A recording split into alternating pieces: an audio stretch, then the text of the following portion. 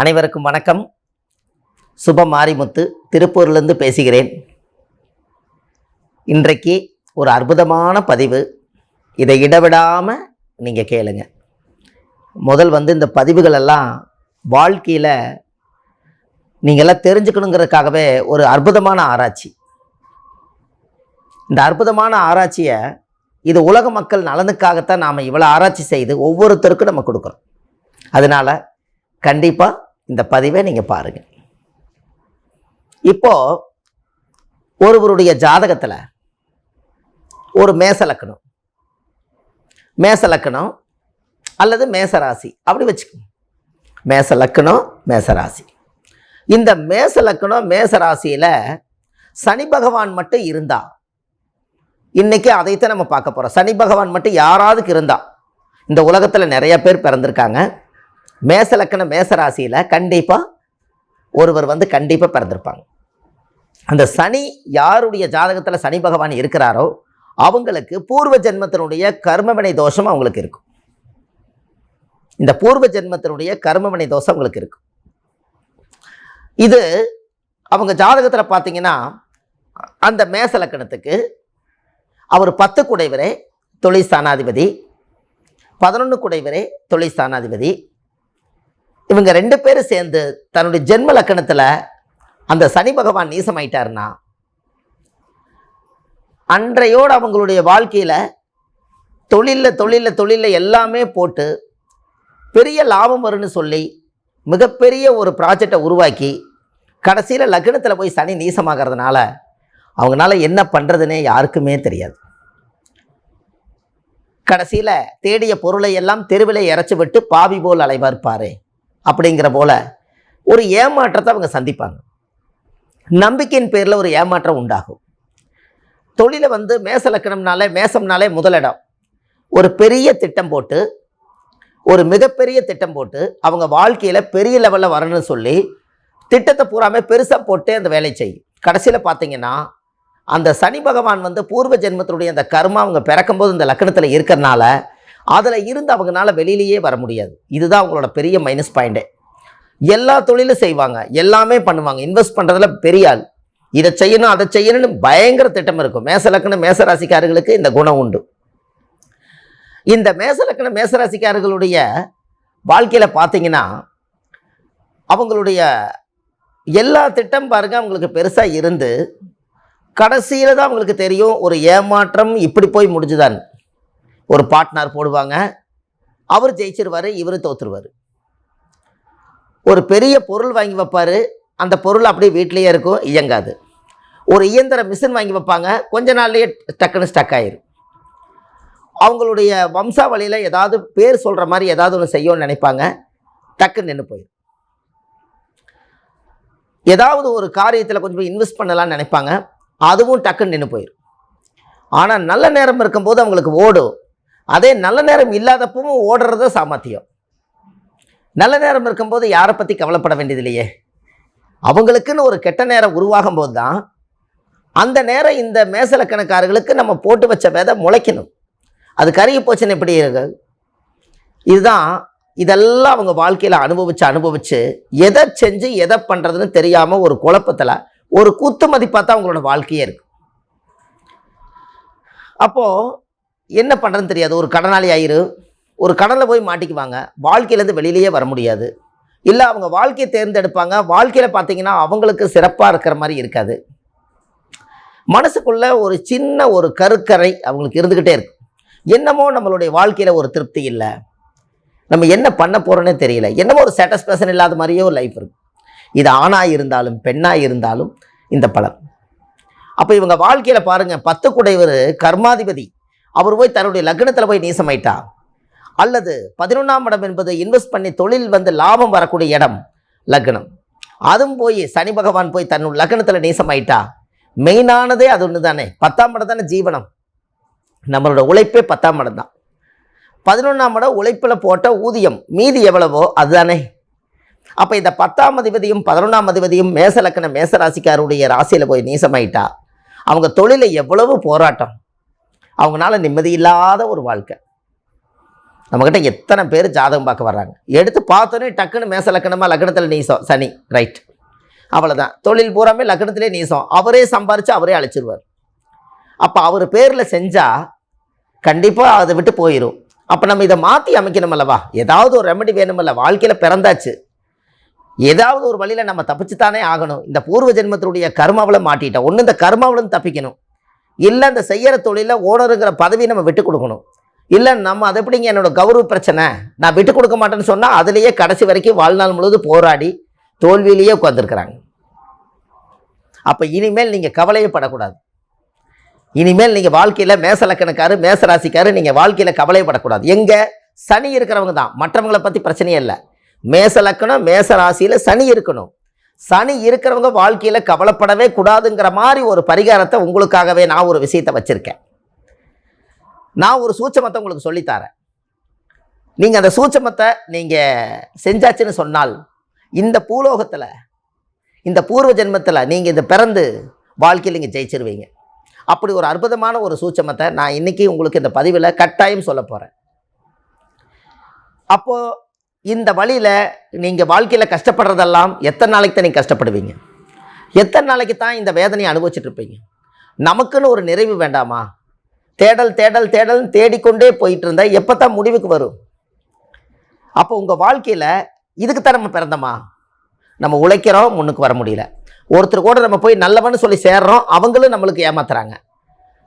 சரி எதுவுமே வேண்டாம்னு ஊரை விட்டு ஊர் மாதிரி போய் ஒரு தொழில் பண்ணுறோம், அங்கேயும் பிரச்சனை. இடம் விட்டு இடம் மாறுறோம், அங்கேயும் பிரச்சனை. அப்போ எவ்வளோ கஷ்டத்தை இந்த லக்னத்துக்குள்ள சனி பகவான் அந்த கர்மா உங்களை எங்கெங்கெல்லாம் சுற்றி சுற்றி சுற்றி சுற்றி எவ்வளோ வேதனைப்படுத்துது, எவ்வளோ கஷ்டம். சாதாரண விஷயமா? இந்த மேச லக்னம் மேச ராசிக்காரர்களுக்கு எவ்வளவு கஷ்டத்தை நீங்கள் அனுபவிச்சு வந்துட்டு இருக்கிறீங்க. அப்போ இந்த லக்னத்துக்குள்ள சனி பகவான் இருக்கிறது சாதாரண விஷயமா? உங்களுடைய பூர்வ ஜென்மத்தினுடைய ஊழ்வினை கர்மானால அது கூடவே பிறக்கும் போதே அந்த ஜாதகத்தில் தாயுடைய கருவறையில் இருந்து தொப்புள் கொடியை அறுக்கும் நேரம் அந்த குழந்தை மேச லக்னத்திலேயே பிறக்கணுமா? இந்த சனி 30 ஆண்டு காலத்துக்கு ஒருக்கா நகர்ந்து வரவர் அங்கேயே இருக்கணுமா? இல்லை ராசி தன்னுடைய நட்சத்திரத்தில் அசுவனியோ பரணியோ கிருத்திகை 1ஆம் பாதத்திலே பிறக்கணுமா? அப்போ அந்த சனிகிட்ட போய் நம்ம அந்த சந்திரனை ஒட்டுறதுனால இது கர்மா. இதுதான் ஊழ்வினை கர்மா. ஏன் மேசராசி விட்டுட்டு ரிஷபராசியில் அடுத்த நாள் டெலிவரி ஆகிறது, சுவப்பிரசவம் ஆகிறது, இல்லை ஆப்ரேஷன் பண்ணியாவது நீங்கள் தள்ளி எடுக்கிறது, ஏன் எடுக்க முடியல? ஏதோ ஒரு கால சூழ்நிலை நம்மளை ஏதோ ரூபத்தில் நம்மளை சுத்தப்படுது. அப்போ இந்த கர்மாவை நம்ம அனுபவிச்சுட்டே இருந்தால், நம்ம அடுத்த பிறவியிலையும் இந்த கர்மாவை சேர்த்து வச்சுட்டே இருந்தால் இதை புண்ணியம் செய்வதற்கு என்ன வழி? இதுலேருந்து கர்மாவை உடைச்சு அதுலேருந்து வெளியில் வர்றதுக்கு என்ன வழி? அப்போ இதெல்லாம் உங்களுக்கு கண்டிப்பாக தேவைதானே? அப்போ இந்த ஜாதகத்தில் உங்களுடைய ஊழ்வினை கர்மா ஏதோ ஒரு வழியில் உங்களை ஏதோ ஒரு கஷ்டப்படுத்துது. அப்போ இது யார் செய்த பாவம்? அது நம்ம அப்பா செய்ததா, நம்ம தாத்தா செய்த பாவமா, நம்ம தாத்தாவோட முப்பாட்டன் கொள்ளுப்பாட்டன் செஞ்ச பாவமா, இல்லை 21 தலைமுறையில் ஒரு ஜென்ரேஷன்லேருந்து எவ்வளவு ஆண்டு காலமாக இந்த கர்மா ஒவ்வொரு ஜென்ரேஷனுக்கு தொடர்ந்து வருதுன்னு இது எப்படி உங்களுக்கு புரிய வைக்க முடியும்? அப்போ ஏதாவது ஒரு வழியில் கண்டிப்பாக உங்கள் வாழ்க்கையில் ஒரு நல்லது நடக்கணும் அல்லவா? அப்போ இதை கரெக்டாக கண்டுபிடிக்கணுமில்ல. இது கர்மா தான், இந்த சனி பண்ணுறது கர்மா தான்.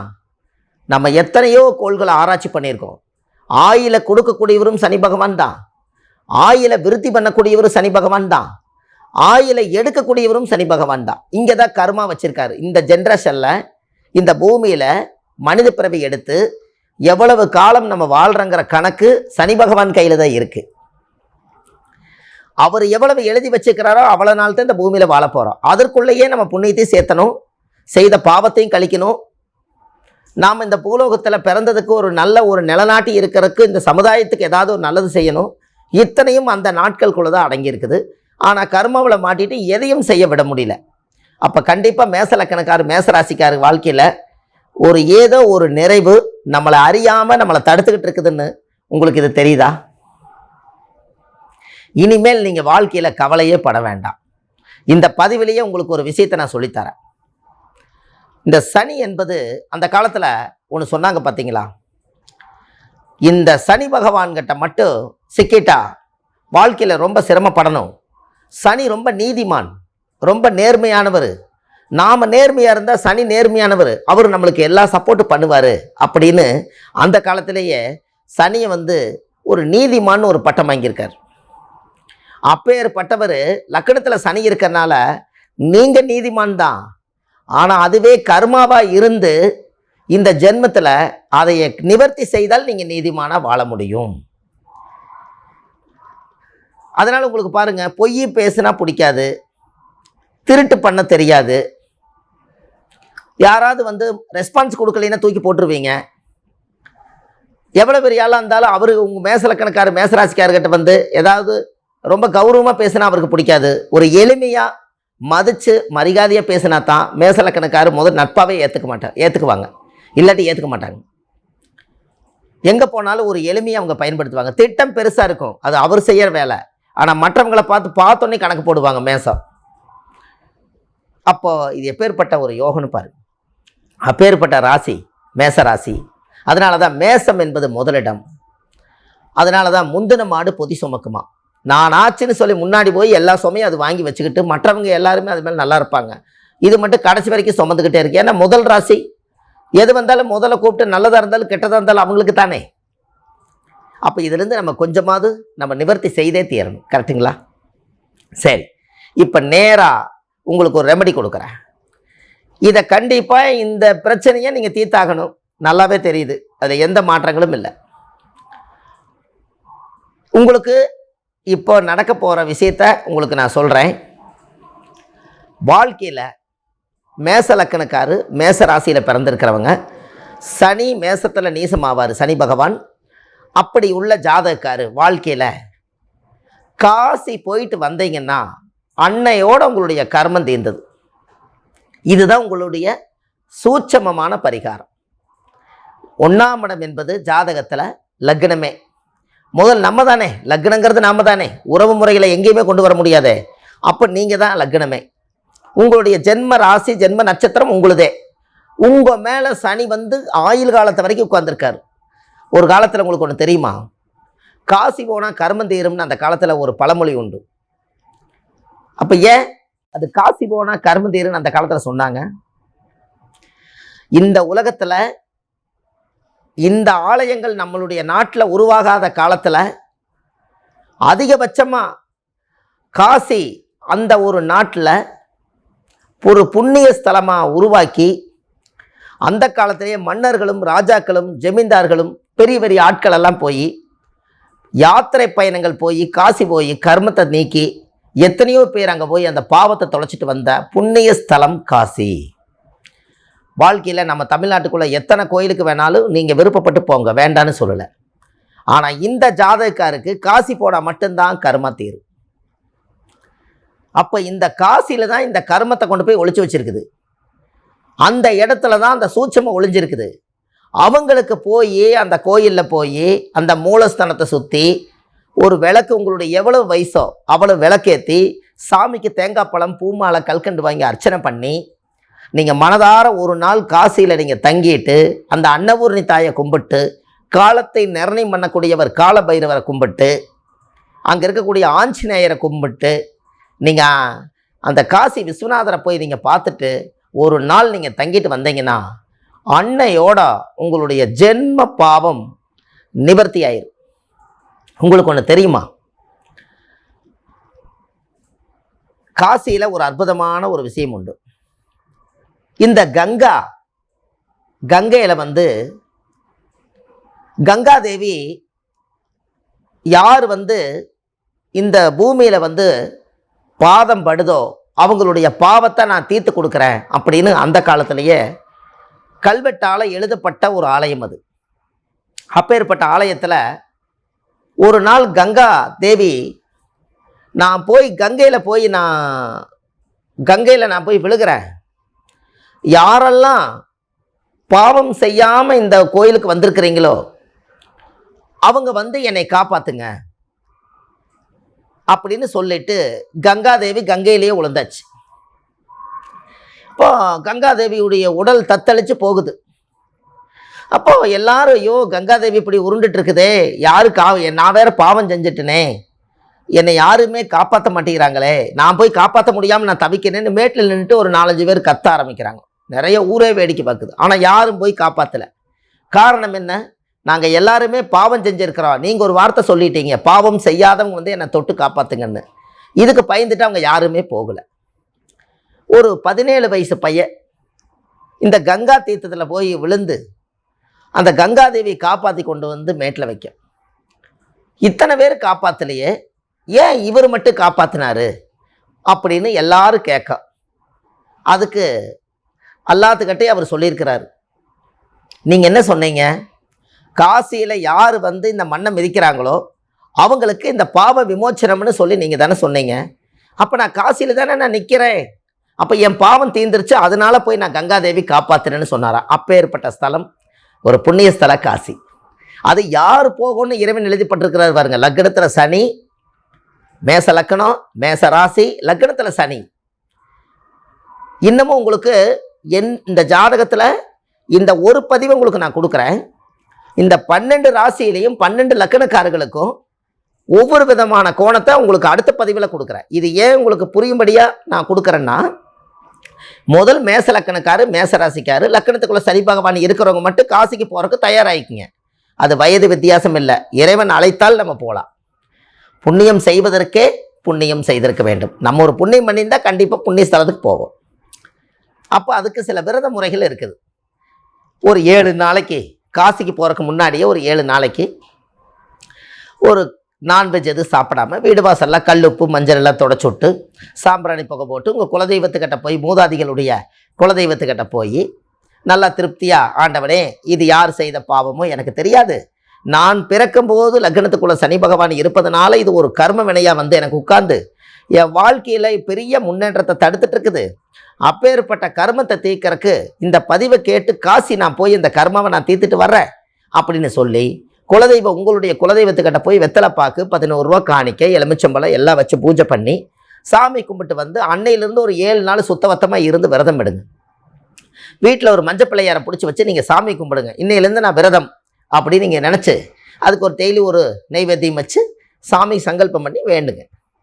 அதுக்கு அடுத்தபடியாக உங்கள் வாழ்க்கையில் கம்ப்ளீட்டாக 7 நாள் கிளம்பிச்சு நீங்கள் காசி யாத்திரைக்கு கிளம்புங்க. காலையில் அதிகாலையில் 5 மணிங்கும் போது அந்த வீட்டில் இருக்கப்படாது. யாருடைய கண்ணுக்கும் தெரியாமல், எந்த ஒரு தடைகளையும் நீங்கள் நேரில் பார்க்காம கண்ணை மூடிட்டு டக்குன்னு கிளம்பிடுங்க. கிளம்பி காசி யாத்திரை போயிருங்க. போய் ஒரு நாள் நீங்கள் அங்கே தங்கிட்டு வரணும். டக்குன்னு பார்த்துட்டு டக்குன்னு வரக்கூடாது. அன்னைக்கு அந்த மண்ணில் நீங்கள் தங்கிட்டு வரணும். தங்கிட்டு நல்லா பூஜை பண்ணி சாமியெல்லாம் கும்பிட்டு யாருக்கிட்டையும் அதிகமான ஒரு பேச்சுகள் இல்லாமல் காசியில் உட்காந்து அந்த உள்வாங்கி அந்த சக்திகள் எல்லாம் உள்வாங்க. இதை வாங்கிட்டு வாங்க. உங்கள் ஜாதகத்தில் எப்பேற்பட்ட யோகம் வேலை செய்யுதுன்னு மட்டும் பாரு. இதெல்லாம் ஒரு வாழ்க்கையில் கிடைக்க வேண்டிய பொக்கிஷம் உங்களுக்கு. நீங்கள் சுப மாரிமுத்துன்னு யூடியூப் சேனலில் போங்க, நிறைய விஷயம் கிடைக்கும். வள்ளுவர் வாக்குன்னு போடுங்க. இல்லாட்டி ஆயிரக்கணக்கான பதிவுகளை உங்களுக்கு நிறைய இந்த மாதிரி எளிமையான பரிகாரங்கள் நிறைய கொடுத்துருக்கேன். ஆன்லைன்லேயே நான் ஜாதகம் பார்க்குறேன். உங்களுடைய கர்மாவை இந்த உலகத்தில் நீங்கள் எதற்காக பிறந்தீங்க எல்லாம் சாஸ்திரத்தில் சொல்ல முடியும். கண்டிப்பாக உங்களுடைய சாதனைகள் எல்லாம் இதில் உடப்படும். ஒவ்வொருத்தருடைய வாழ்க்கையில் எவ்வளோ கஷ்டப்படுறாங்க, எதற்காக நம்ம பயப்படணும்? கிரகத்தை சரியாக கண்டுபிடிச்சு சரியான பாதையில் போனால் ஏன் உங்கள் பாதைக்கு ஒரு வழி கிடைக்காது? இந்த உலகத்தில் சாஸ்திரம், சம்பிரதாயம், ஜாதகம், பூஜை, அனுஷ்டானங்கள் எதற்காக இந்த உலகத்தில் உருவாக்கி வச்சாங்க? நம்ம ஒரு தவறே செய்திருந்தாலும் அதற்குரிய ஒரு சில பரிகாரங்களை முறையாக செய்து அதிகாரமாக வாழணுங்கிறதுக்காகத்தானே அந்த காலத்திலேருந்து இந்த காலம் வரைக்கும் ஆன்மீகம் வளர்ந்து கொண்டு இருக்கிறது. அதனால் நீங்கள் ஏன் பயப்படுறீங்க? எல்லா மனிதர்களுக்கும் ஒரு ஊழ்வினை கர்மா கட்டாயம் உண்டு. அது என்ன கர்மான்னு, என்ன சூட்சம்னு கண்டுபிடிக்கணும். நோயை கண்டுபிடிச்சிட்டா மருந்து எந்த கடையில் வேணாலும் வாங்கி சாப்பிட்டுக்கலாம். ஆனால் நோய் என்னன்னு தெரியலனா என்ன மருந்து சாப்பிடுறது? அதனால் காசி பரிகாரம் அற்புதமான பரிகாரம். உங்களுக்கு தெரியுமல்லவா, காசியில் இருக்கக்கூடிய புண்ணிய ஸ்தலத்தில் என்னென்ன அதிசயம் இருக்குன்னு. காசியில் கருடன் பறக்காது, மாடு முட்டாது, பூ மணக்காது, சவம் வாசம் அடிக்காது, மல்லிகைப்பூ வாசமே அடிக்காது, காக்கா கரையாது, கத்தாது. எவ்வளோ விஷயங்கள் அந்த இடத்துல இருக்குது. ஒவ்வொரு கோயிலில் ஒரு அதிசயம் இருக்கும். அந்த கோயிலில் அதை விட அதிசயமா? இப்பேற்பட்ட ஆலயத்துக்கு நம்மளுடைய பாத ரேகை போய் நம்மளுடைய மண்ணு போய் அங்கே பட்டு அந்த மண்ணவே 90 நினச்சி நீங்கள் நெத்தியில் வச்சாச்சுன்னு சொன்னால் இறைவன் எழுதப்பட்ட விதியை அந்த இடத்துல தான் உங்களுடைய கர்மாவை தீர்த்து அங்கேருந்து நீங்கள் ஒரு புது பிறவை எடுத்து உங்கள் வீட்டுக்கு நீங்கள் வரீங்க. எவ்வளோ அழகான விஷயம்னு பார்த்தீங்களா? இன்றைக்கி இது உங்களுக்கு தெரியுமா? மேச லக்கணத்துக்கு மட்டும் இன்றைக்கி நான் சொல்லியிருக்கேன். இந்த பதிவை அப்படியே நீங்கள் கொண்டு வாங்க. 12 பதிவு நான் உங்களுக்கு கொடுக்குறேன். காசி யாத்திரைக்கு மட்டுமே தனிப்பட்ட முறையில் ஆலய ஸ்தலத்து மூலியமாக உங்களுக்கு நான் கொடுக்குறேன். ஜாதகத்தில் எத்தனை விஷயத்தை நம்ம எடுக்க முடியும்? 12 ராசி தான், 9 கிரகம் தான். அந்த 9 கிரகத்துக்கு 9 வீடு போனால் எதுக்கு மீதி 3 வீடு வச்சுக்கிறாங்க? நாம் செய்த கர்மா அந்தந்த பெட்டியில் இருக்குது. அது எந்த பெட்டின்னு தெரியணுமே. அந்த கட்டத்தை கண்டுபிடிச்சாச்சுன்னு சொன்னால் நீங்கள் ராஜா. இந்த உலகத்தில் கட்டாயமாக நீங்கள் நல்லா வாழ முடியும். உங்களால் கண்டிப்பாக ஜெயிக்க முடியும். கண்டிப்பாக நீங்கள் எதற்கும் பயப்பட வேண்டாம். நீங்கள் இந்த உலகத்தில் சாதிக்கிறீங்க, பிறந்திருக்கிறீங்க. அந்த சாதனையில் ஏதோ ஒரு மிஸ்டேக் இருக்குது. அதை சரிப்படுத்தி விட்டு உங்கள் வாழ்க்கையை நீங்கள் போய் பாருங்கள். என்றைக்கும் அதை நினச்சி அழுதுட்டு உங்களுக்குள்ளேயே வேதனைப்பட்டு உங்களுக்குள்ளேயே சக்திகளை எல்லாம் இழந்து நீங்கள் இருக்கக்கூடாது. உங்களுக்கு ஒரு அற்புதமான ஸ்தலம் காசி யாத்திரை. இந்த ஜாதகத்தில் இருக்கிறவங்க நீங்கள் ஒரு முறை போயிட்டு வாங்க. 90 நாளில் உங்களுடைய வாழ்க்கையில் எல்லா பிரச்சனையும் சரியாகும். கோர்ட்டு பிரச்சனை, டைவர்ஸ் பிரச்சனை, குடும்ப பிரச்சனை, குழந்தை பிரச்சனை, திருமண பிரச்சனை, இத்தனை பிரச்சனையும் சரியாகும். எல்லாமே உங்களுடைய வாழ்க்கையில் முன்னேற்றத்துக்கு உண்டான வழி ஒரே பாதை அது. அதனால் கண்டிப்பாக உங்களுடைய வாழ்க்கையில் இந்த பதிவு எதற்காக நான் ஃபஸ்ட்டு உங்களுக்கு கொடுக்குறேன்னா, முதல்ல மேசத்தை ஆரம்பிச்சிருக்கேன். அடுத்தது ரிஷபத்துக்கு நான் சொல்ல போகிறேன். அதுக்கு அடுத்தது மிதுனத்துக்கு சொல்லுவேன். இப்படியே 12 பேர்த்துக்கு நான் சொல்லுவேன். அந்தந்த ராசிக்காரர்களுக்கு அந்தந்த கர்மா எங்கெங்கே ஒளிஞ்சிருந்தால் என்ன பலன் நீங்கள் கண்டிப்பாக பார்க்க முடியும். கவலையே படாதீங்க. உங்கள் மன வாழ்க்கையில் இனிமேல் கவலைப்படுறதுக்கு ஒன்றுமே இல்லை. முதல் ஆயுள்காரகன் சனி, அவரை கெட்டியாக பிடிங்க. அதுக்கப்புறம் உங்களுடைய வாழ்க்கை எப்படி இருக்குன்னு நீங்கள் பாருங்கள். இதே மாதிரி நீங்கள் ஆன்லைனில் நம்ம ஜாதகம் பார்க்குறோம். சுப மாரிமுத்திரை யூடியூப்பில் போங்க. கட்டாயமாக உங்களுடைய வாழ்க்கையில் நிறைய விஷயங்கள் கிடைக்கும். அடுத்த பதிவில் உங்களை நான் சந்திக்கிறேன். கண்டிப்பாக மேச லக்கணக்கார், மேச ராசிக்கார், லக்கணத்தில் சனி மேச லக்கணத்தில் சனி இருக்கிறவங்க கண்டிப்பாக காசி போயிட்டு வாங்க. போயிட்டு இந்த உலக மக்கள் அனைவரும் இந்த பதிவை தெரிஞ்சு எல்லாரும் நல்லா இருக்கும்னு ஒரு பிரார்த்தனை பண்ணிட்டு வாங்க. நோய் இல்லாமல் நிம்மதியோடு எல்லா மனிதர்களும் சந்தோஷமாக இருக்கணும், அதான் மெயின் என்று சொல்லி என்னுடைய பெற்ற தாய் தந்தைக்கு நன்றி சொல்லி இந்த பதிவை நான் உங்களுக்கு கொடுத்துருக்கிறேன். அடுத்த பதிவில் உங்களை நான் சந்திக்கிறேன். சுப மாரிமுத்து, திருப்பூரிலிருந்து. நன்றி, வணக்கம்.